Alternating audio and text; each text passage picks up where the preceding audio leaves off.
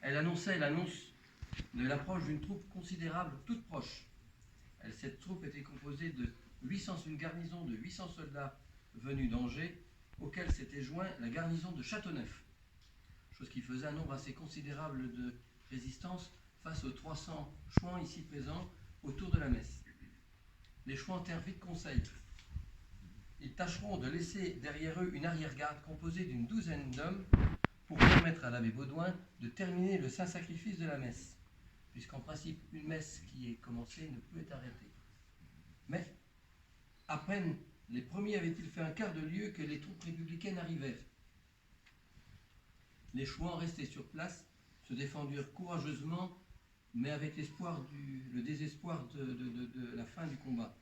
Les chouans restés sur place se composaient de Jacques Vignet de Saint-Laurent, de René Hiver, dit Verdeau, de Petit Jean, de Coudray, de Biquet, d'Argentron, de Ouanard, dit Branche d'Or, de Pierre Logeret, dit Chassedieu, de René Logeret, dit Petit Chouan, de Poirier, de Pressigny, dit Justice, de Pichon, dit Espérance, de la compagnie de Bonchamp, de Gaulier, dit Grand-Pierre de Morane, de Jarnigon de Dant et de Nicolas Châtelain de Saint-Denis d'Anjou, ainsi que de René Châtelain, son frère, de Saint-Laurent-des-Mortiers.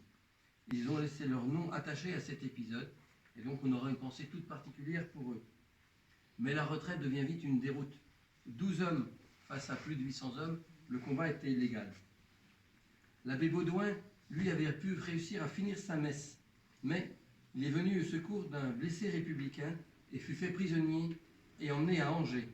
Heureusement pour lui, la pacification lui permit de sortir vivant et de rester en vie après les combats.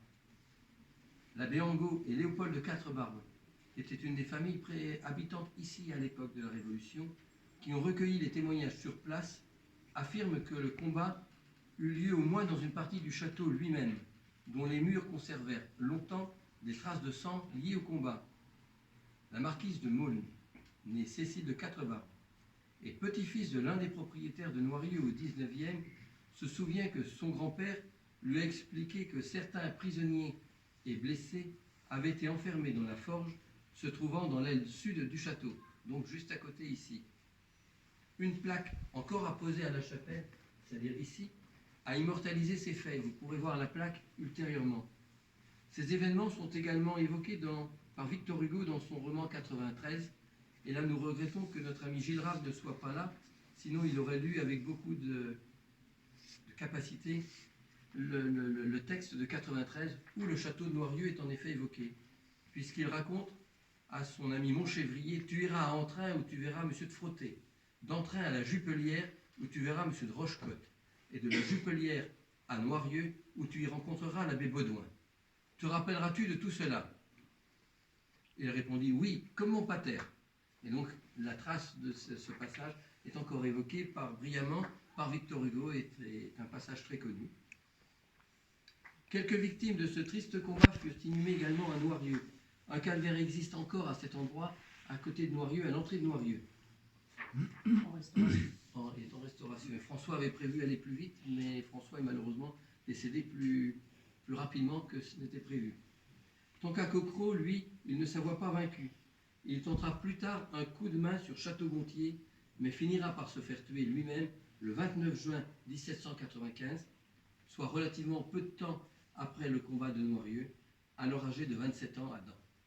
Donc nous aurons une pensée toute particulière pour certes la famille qui nous accueille aujourd'hui, mais aussi pour Coquereau et pour les 12 personnes qui sont décédées ici pour défendre le combat et permettre à l'abbé Baudouin de finir la messe ainsi commencée.